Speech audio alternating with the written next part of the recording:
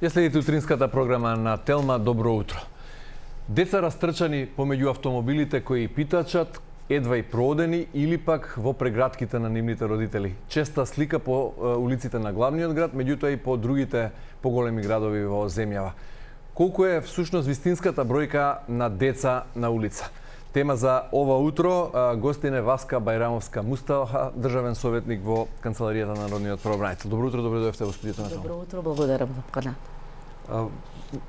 По повод Меѓународниот ден на детето го презентиравте на некој начин и извештајот кој Народниот правобранител го изработи, специјален извештај за децата на улица.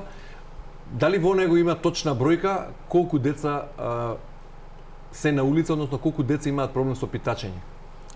Во извештајот има бројка која што ја даваат дневните центри за згрижување на деца во социјален ризик или деца на улица и бројка која што одговорија на прашалникот, на кој одговорија прашалникот центрите за социјална работа, меѓутоа очигледно таа не е реалната бројка. Колка е таа нереална бројка? Согласно податоците добиени од дневните центри, каде што по новата програма за работа, односно правилникот за згрижување, не смеат да згрижуваат повеќе од 24 деца во ризик во еден центар, а во моментот има само 3 дневни центри на ниво на држава, и тоа 2 во Шуторизар и 1 во Кисела вода, по 24, значи негде околу 72 деца на улица, што очигледно не представува реална бројка, меѓу другото и поради податокот што и овие центри, и без овој податок, и покрај тоа што овие центри за социјална работа кои што ги даваат податоците кај нас, значи не дневните центри, туку меѓуопштинските центри, изнесуваат поинакви бројки од оние кои што ни ги дава Заводот за социјални дејности, како надлежен орган кој што ги следи овие социјални појави и за креирање на определени програми за подобрување на состојбите, каде што дава поинаква бројка на За жал, дека ова бројка од 72 дечиња не е реална, може и од голо око да се види. Така е. Едно возење со автомобилот по широката територија на Скопје, ќе забележиме, ќе изброиме на прсти поголема бројка на деца кои се секојдневно питачат. Што е проблемот? Зошто немаме точна бројка како држава, како систем, за да го решиме проблемот, бидејќи согласно она што го чув и беше презентирано, кажано, дека државата мафта со бело знаме, односно прогласува пораз во битката за да им помогне на овие деца, односно да го реши проблемот со децата на улица, да ги тргне од улицата и да ги врати таму каде што им е местото, а тоа се училишните клупи. Државата, односно надлежните институции прават напори за решавање на проблемот, носејќи документи. Таков е протоколот за меѓусекторска соработка за појавата деца на улица, за работа со деца на улица, меѓутоа еве праксата најдобар показател е за тоа дека не ги дава посакуваните резултати онака како што би требало да се очекува, односно се очекува за решавањето. Фактот дека отсуствува квалитетни анализи на оваа појава, меѓутоа и точни податоци го потврдува и Комитетот на Обединетите нации за правата на детето во своите заклучни согледувања во минатата 2022 година за Република Северна Македонија, каде што меѓу другото препорача државата да води статистика, особено за ранливите категории деца, како што се децата питачи, како што се децата роми, децата на маргинализираните семејства, бидејќи во отсуство на квалитетна и реална статистика, тешко може да зборувате вие за квалитетно решение и да зборувате за носење на една целосна програма или креирање политика која што ќе тргне од, би рекло, основата, од корено за решавање на проблемот, вклучително и за појавата деца на улица. Со оглед на тоа што немаме реална бројка, не можеме да правиме ниту споредби, да компарираме како е состојбата сега, каква била пред 10 години. Дали според вашето искуство и вашата перцепција бројот на деца на улица се зголемува од година во година? Ние можеме да правиме споредба имајќи во предвид дека нашиот оддел за заштита на права на децето периодично прави вакви извештаи за појава на деца на улица. Ние и во 2009 година имаме направено таков извештај, и во 2015 година, значи од време на време ги следиме состојбите и препораките, постапувањето по нашите препораки, така да реално оваа бројка која што повторно ќе кажам не е реална, не е точна, е многу помала за разлика од нашиот прв извештај во 2009 година, кога излеговме со бројка од центрите за социјална работа со нешто повеќе од 300 деца на улица. Дневните центри за згрижување на деца на улица на работилницата вела дека токму оваа бројка е показател дека има ефект, односно дека се намалува и дека со згрижувањето на овие деца во улица од улица во дневните центри се намалува бројот на децата кои што се на улица. Меѓутоа, реално мораме да бидеме искрени и да кажеме дека ова згрижување кое што дава резултати, ги дава резултатите или ефектите до 16 часот. По 16 часот децата повторно се на улица. Децата се повторно на раскрсниците, питачат и она што го презентирав и во петокот на меѓународниот ден на децата на улица, алармантен и загрижувачки податокот дека сега имаме и нова средина на питачење. Значи, децата од крстосниците и раскрсниците се селат и пред верските објекти, се селат и по предомовите на локалното население каде што живеат овие деца и таму го продолжуваат питачењето до доцните часови. Уште малку околу бројките пред да преминеме на вашите препораки за решение на проблемот. Граѓанските организации кои се занимаваат со слична проблематика забележуваат многу поголеми бројки. Колку е максималната бројка што сте ја чуле вие од некоја од невладините организации, па за да се направи некоја компарација за да дојдеме до, например, реалната бројка, иако морам да признам дека се чувствувам непријатно, нехумано е да зборуваме за бројки за деца на улица, бидејќи секој дете е посебна судбина. И жално е, бидејќи, како што реков во најавата, голем број од нив се штотуку проодени.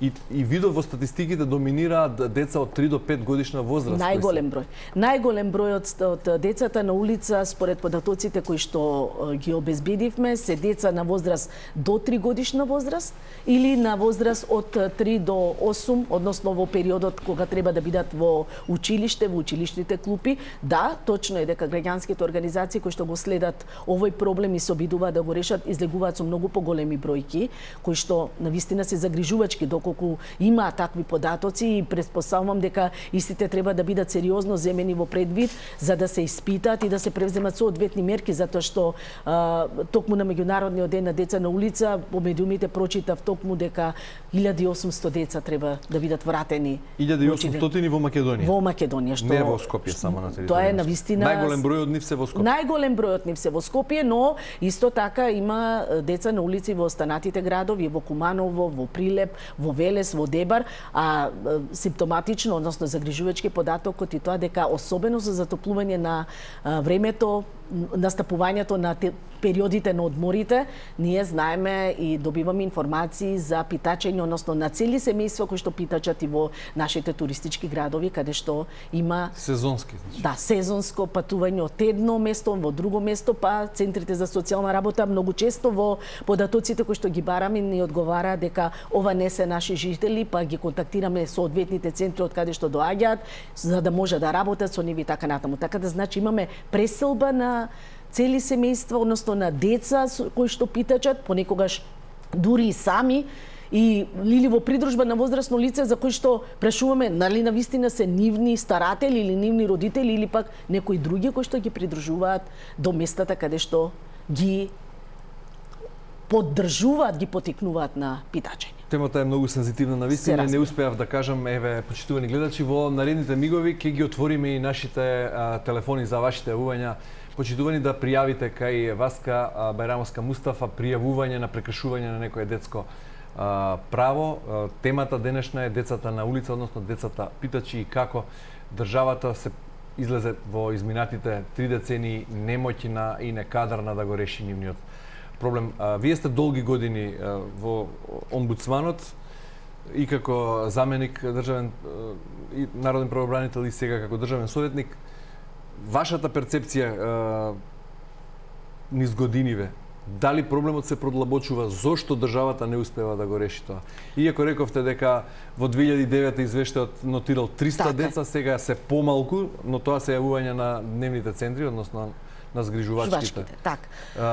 Каква е вашата перцепција како човек кој долги години се занимава со оваа проблематика? Ние и во овој извештај одевме малку подлабоко. Значи не одевме само на бројки, не одевме само на констатација кои права им се повредени. Напротив, имавме фокус групи со самите родители, со децата кои што питачат, сакајќи да го откриеме коренот, причината. Што е тоа што ги тера овие деца, овие семејства да бидат на улица наместо во нивните домови?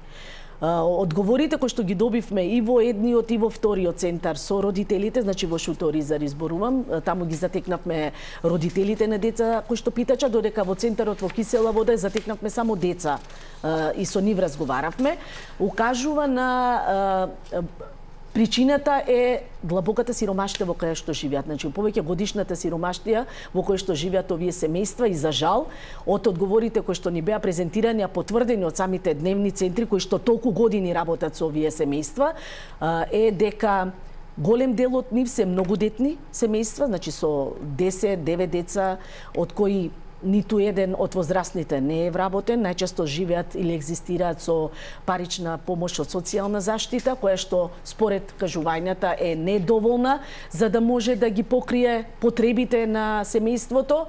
Овие родители во голем дел ги немаат потребните родителски капацитети за да може да влијаат на поинакво однесување или кај овие деца. Така да, за жал, создаваме во вакви услови на субстандардно живење, без електрична енергија, без вода, без основни услови за живот, со ваков начин на екзистенција, очекувано е да имаме такви појави кои што како држава мораме да превземеме ефикасни мерки за решавање. Одиме со првиот гледач ова утро. Добро утро, во програма сте. Ве слушаме на линија со Бајрамска Мустафа. Се исклучи гледачот или? Согласно податоците од анализата, вкупно 151 дете на улица се евидентирани во центрите за социјална работа во 2021-2022 година и тоа 105 машки деца и 46 девојчиња. Најголем број деца има во Скопје 131, Куманово 12, Кичево 6 и Битола 2. И натаму сега како што рековте, ако се прави анализа по рековте по старосна, по пол, по возраст, мешан е составот многу. По национална структура доминираат луѓе од ромска. Скоро сите се припадници на ромската етничка заедница. Анализата која што ја направивме, барајќи ги сиве овие податоци, покажа дека најголем број од децата се на возраст до 3 годишна, значи зборувам за деца кои што питачат, не за родителите, значи до 3 годишна возраст, потоа по бројка следуваат оние кои што се до 9 годишна возраст, па до 12 и на 13 годишна возраст, а додека по пол тука се некаде машки и женски, иако најчесто машките деца доминираат во согласно податоците од центрите за социјална работа, а по однос на етничката припадност податоците се дека се тоа деца припадници на ромската етничка заедница. Овие деца живеат во долгорочна сиромаштија, во субстандардни услови, во семејство во кои или двајцата родители се невработени, или едниот е невработен, или двајцата се со ниско ниво на образование или без никакво образование, значи некогаш и неписмени. Да, тоа го потврдија и во фокус групите, во интервјуата, во разговорите со нив, и она што е уште позагрижувачки е што дури и самите родители како деца беа изложени на питачење, односно го започнале животот со питачење во семејство и на некој начин го продолжуваат и сега. Само тоа го познаваат. И само тоа го познаваат и токму затоа изразив загриженост во текот на разговорот и во текот на овие средби дека мораме да работиме на промена на навиката и на перцепциите кај децата дека тоа е единствениот начин на живење или тоа е единствениот начин на заработка. Имаме обврска како институции, како органи кои што работиме со децата, особено центрите за социјална работа, во своите советодавни советовалишни работења со родителите, укажувајќи им на негативните појави од питачењето и со децата или изложувајќи ги децата на питачење, да укажат дека постојат и други начини. А едукација, односно образованието и запишувањето на децата во образование е едниот, би рекла, квалитетниот начин кој што може да го промени животот на овие деца. Имаме обврска како организирано, цивилизирано општество. и како држава која ете и во уставот се декларира како социјална. Така. Како тоа го решаваат останатите држави кои се соочуваат со слични проблеми? Бидејќи ете знаеме дека роми, односно социјални категории и лица кои живеат во сиромаштија има и во околните земји, барем на Западниот Балкан, па и во Европа има луѓе кои се сиромашни. Како таму се решава проблемот? Меѓутоа, ајде ќе ве потсетам на прашањето, да му дадеме предност на првиот гледач ова утро. Повелете во програма, сте кој се јава? Ало? Повелете, ве слушаме. Добро утро. Добро утро. Ве молам, ние скоро имавме некоја веселба во Капиштецу де Бармало кафана. И сега се случува, влегува девојченце, некаде 5-6 годинки, толку негде 7 години, и носи ружи, продава ружи. И ние, од сожалување, нормално, купивме многу повеќе, по 100 денари една, тие не беа свежи, беа вештачки, меѓутоа не е тоа битно. И јас така малку сум порадознала, гледам надвор, девојченцето истрча право кај еден повозрасен, му ги дава парите, и он повторно и го полни тоа рачето со ружи и девојчето повторно се враќа назад. Значи, тие дечиња се злоупотребени. И јас многу ми беше жал и ние, верувајте, од жал ги искупивме ружите, меѓутоа кога видов ја што се случува, се запрепастив. Ве молам, што е тоа? Дали тие се посредници на некои повозрасни или ги злоупотребуваат децата, не знам. Благодарам и благодарам за јавувањето. Еве, ова девојче што продава рози е еден пример, има многу такви. Тоа е секојдневие. Злоупотреба на детски труд. Ние често кажуваме и секогаш го кажуваме и ние граѓанските организации дека децата кои што се изложени на питачење, децата кои што вршат работи наместо да бидат во училиште или да бидат со своите врсници, се многу често злоупотребени. Дали од страна на родителите или од други лица, тоа затоа и неслучајно го споминав на самиот почеток протоколот за меѓусекторска работа меѓу органите, за да може да се надмине оваа појава. Кој во овој конкретен случај, која институција е надлежна да интервенира? Министерството за внатрешни работи треба во соработка со центрите за социјална работа, бидејќи и се дел од тие мобилни тимови кои што треба да прават ненајавени, односно најавување на граѓанин или значи било кое лице кој што ќе затекне забележи дете на улица, може да се јави и да пријави дека има дете за да излезат на терен, да го земат детето, да разговарат со него, да ги откријат семејството и да почнат на некој начин согласно протоколот да работат со семејството и со детето, но очигледно тоа не се случува. Значи, ова е сериозна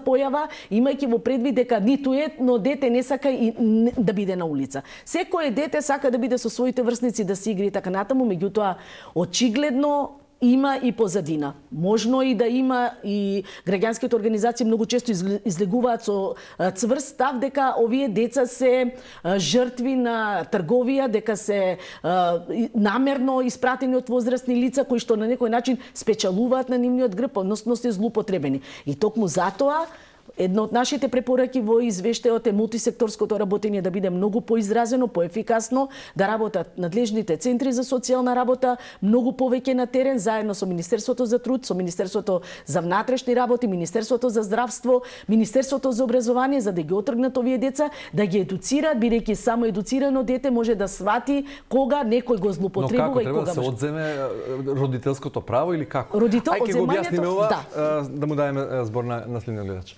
По програма сте, повелете. Ало, добро утро, добро ден. Добро утро, повелете. Да. Ја почитувам господјава, често ја гледам на медиумиве. Одличен оратор, се на место кажува. Меѓутоа, ја лично, еве, као родител имам, моите се веќе повозде, сега сум баба на 5 внуци. Исто што го кажа претходнава гледачка, чести појави, така е, се случува тоа, не лаже господјата и вие, ние сите знаеме. Јас имам еден предлог. Сите дечиња, најискрено ви кажувам, како моето внуче што сакам да е згрижено и е добро, и тие дечиња, да им се одземе родителското право на сите родители, без разлика кои се што се, да се стават во еден центар хуман, како што треба, се што следува за тие дечиња, да се исчистат, избања, да бидат свежи, пријатни, убави и да се го фатат правецот во животот. А ве молам, господја, сега, ако може тоа така да се издействува преку институциите, тие родители да се сносат и одговорност. Зашто Не е се едно собственото, најмилото дете да го оставиш на тие жештини студови, па и да профит да си правите и повторно истото да се случува. Не заслужуваат, верувате ми, не заслужуваат да бидат родители. Ви благодариме на јавувањето, токму тоа беше и Да. прашањето. Како треба да се функционира со такво семејство кое ги принудува собствените деца да питачат дали треба да им се одземе родителското право и Да, како функционира тоа? Значи, согласно законот за семејство, меѓутоа согласно и кривичниот законник од една страна, но и протоколот кој што го споменав претходно, пред да биде одземено родителското право, со овие родители треба да се работи.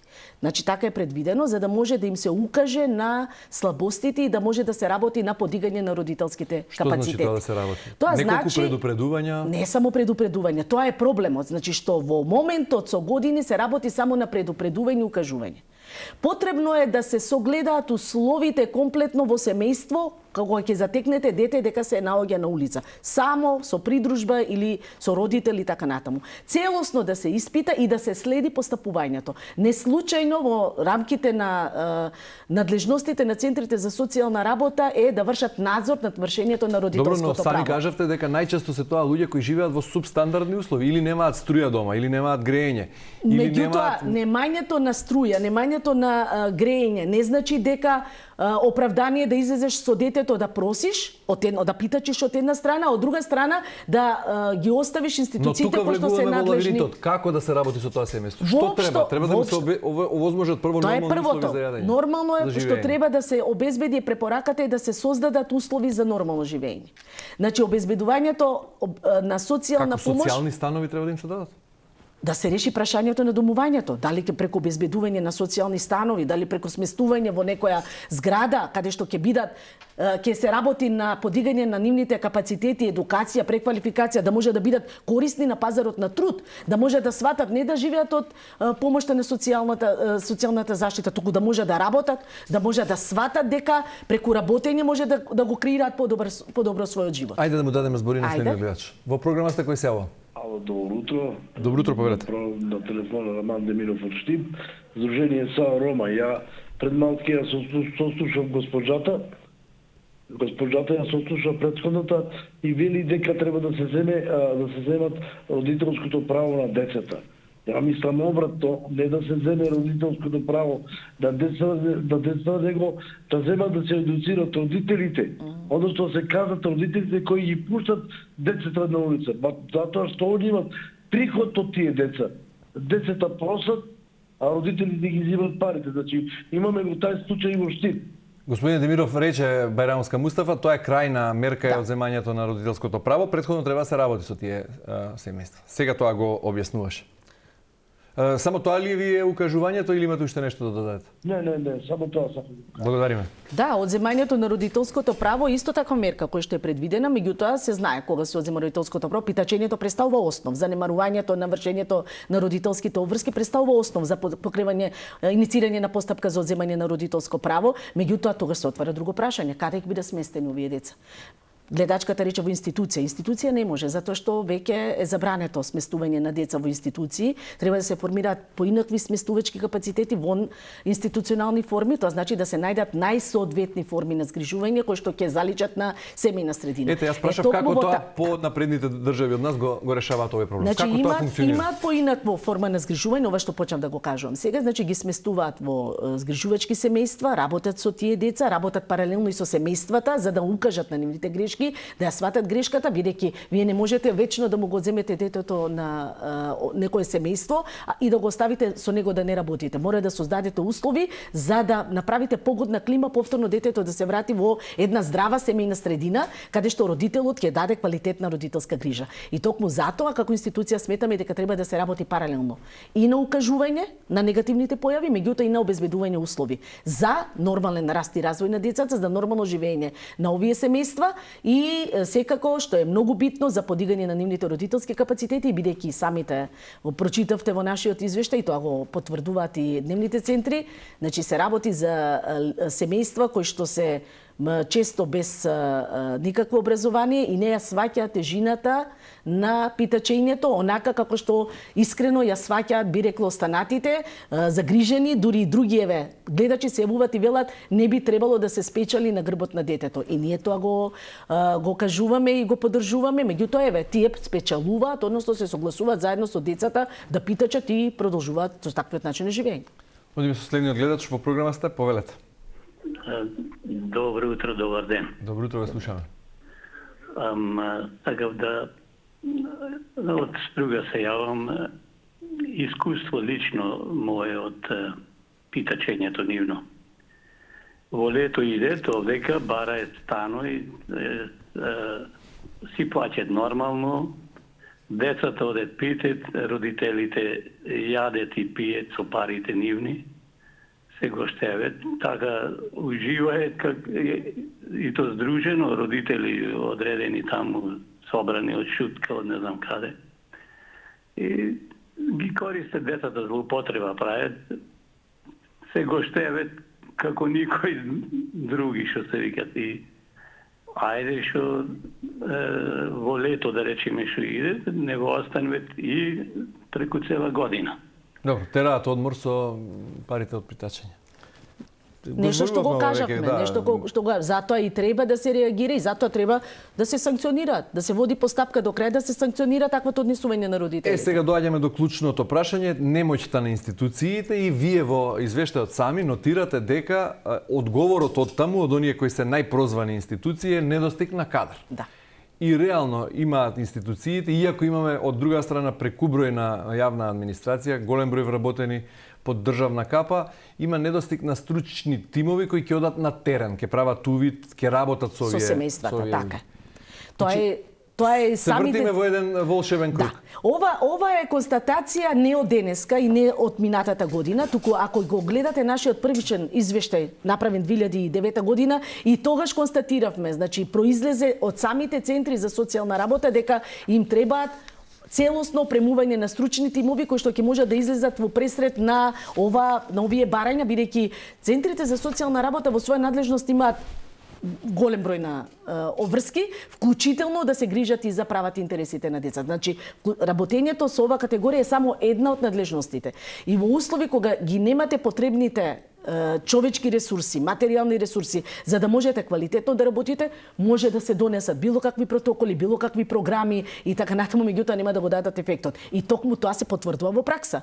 Немањето на стручни тимови, непосетувањето на обуки, едуцирање како да се постапи со вакви категории на лица, самите рековте на почетокот се работи за сензитивни прашања, доведува до неефикасни и неквалитетни решенија во пракса со обстојување на појава која што за жал со години ја гледаме на улиците на Скопје. Но еве вие како омбудсман, како институција задолжена да се бори за правата на луѓето, да ги штити правата и повредите на детските права во вашиот случај, имате комуникација со надлежните институции. Во центрите дневни велат немаме доволно луѓе.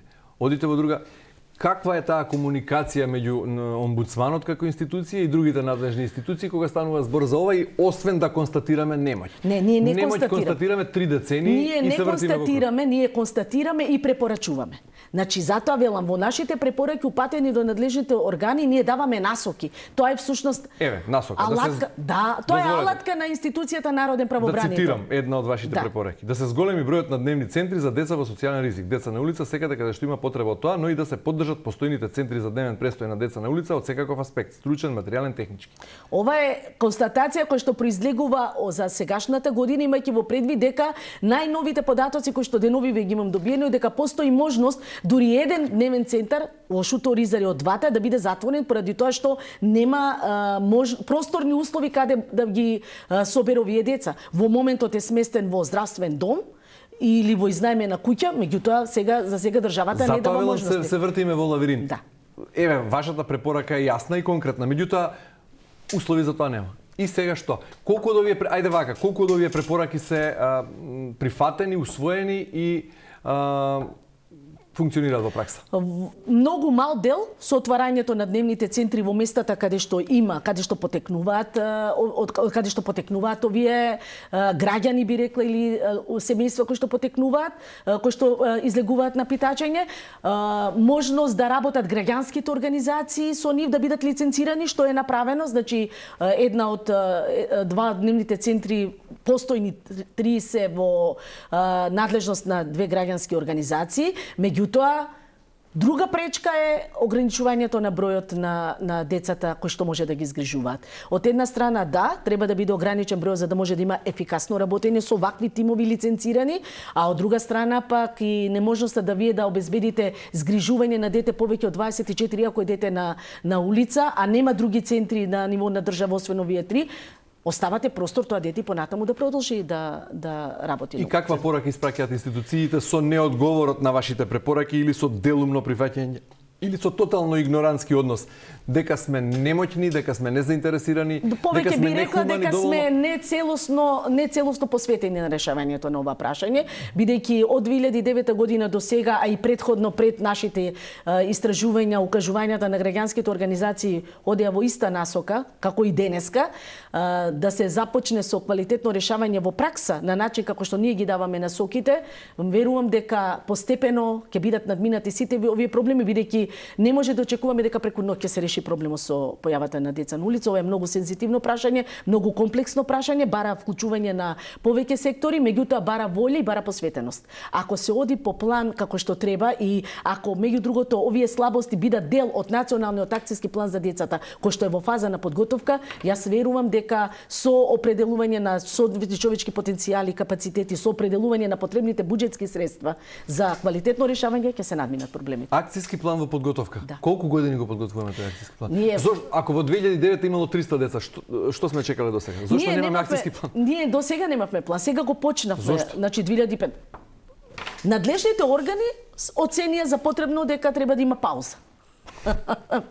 Пауза од една деценија. Од една деценија за формирање, за создавање на нов план. Одиме со следниот гледач во програма, сте повелете. Ало, добар ден, вака се. Јас сум еден гледач од Германија, се овам директно и ја следам емисијава, поздрав до госпоѓа Демировска и сакам само едно да кажам дека ние како држава не сме мокни за такви работи, за да се све тоа организира, како да функционира службите и све тоа не сме мокни. Затоа гледнава точка како функционира тука во Германија таквите работи за таквите деца и во Македонија, тоа е голема разлика и би сакал да кажам дека не сме мокни како држава тоа да го направиме. Фала ви многу. Фала ви вам, не се споредуваме со Германија. Германија е веќе друго ниво. Не може да биде добар позитивен пример, можеби не во сите мерки, меѓутоа нешто што можеме да примениме во нашата држава секогаш како позитивен пример треба да се земе. Дали имате евиденција, ако ја земеме оваа бројка за реално од 1800 деца на улица, колку од нив имаат матичен број, колку се лица со државјанство, со документи, со пријавено? Знаете дека ние ова прашање го следиме паралелно исто така имате овие деца освен што немаат право на образование нормално, односно не уживаат таква привилегија, односно не привилегија, цивилизацијска придобивка за гарантирана со уставот, право на здравствена заштита. Како го остваруваат тоа право? Во услови кога не сте евидентирани, вие не можете да остварите ниту едно право. Бидејќи не постоите, правно не постоите, што значи дека 800 деца поголемиот број не постојат? Не, значи во врска со појавата на невидентирано, со проблемите со незапишувањето на деца во матична книга, ние направивме посебно истражување по донесување на законот за запишување на невидентираните лица во матична книга на родени, каде што со акцијата која што има превземено надлежните органи, потврдија дека негде околу 700 и нешто вкупно лица беа незапишани во матична книга на родени, од кои повеќе од 50%, значи 60% беа деца на возраст до 18 години. 350. Така. И ние низ годините, значи почнувајќи од таму 2018 година до минатата година во континуитет алармиравме. Она што велите, значи ние никогаш не се откажуваме како институција. Ние ги користиме максимално алатките и укажуваме, дури повторуваме, ги обновуваме нашите препораки, укажувајќи на слабостите на системот. Иако беше донесено системско решение, закон кој што ќе го реши проблемот, ние излеговме јавно и укажавме дека државата со овој закон не го решава проблемот, туку што повеќе го пролабочуваат, затоа што навидум го решава, но без постоење на можност за нивен единствен матичен број кој што не го препознаваше во тој период системот, им беше невозможен пристап до право на образование, здравствена заштита, социјална заштита, на возрастните право на вработување и така натаму. И од минатата година направени се измени во законот за матична евиденција, значи постојниот закон, каде што овие деца автоматски со секој запишување раѓање на детето се запишува во матична книга на родини. Така да државата излезе со став и тоа го поздравивме дека е првата држава на ниво во регионот каде што го реши прашањето со неевидентираните лица на улица, односно дека секое дете ќе биде запишано во матична книга на родени. Но при извршувањето на посетите на овие дневни центри и спроведувањето на истражувањето, ние затекнавме и деца на улица кои што не се евидентирани. Ај вака да го свртиме. Ако овие 1800 деца, поголемиот број се лица кои имаат матичен број и државјанство, тогаш имаат и обврска, бидејќи основното образование е задолжително, да одат во училиште. И средното е задолжително, што е најинтересно. И средното е така. Зошто овие деца, ако неколку дена поред не се појават на училиште, не реагира прво училиштето, не реагира системот. Не треба народен правобранител, не треба медиуми, треба системот да се функционира. Ако тие деца не одат во училиште... На ова работилница присуствуваше и представникот училиште, не случајно ги поканивме, имајќи во предвид дека од разговорите на тие фокус групи дојдовме до сознание дека овие деца од дневните центри наместо во училиште се упатуваат на улица.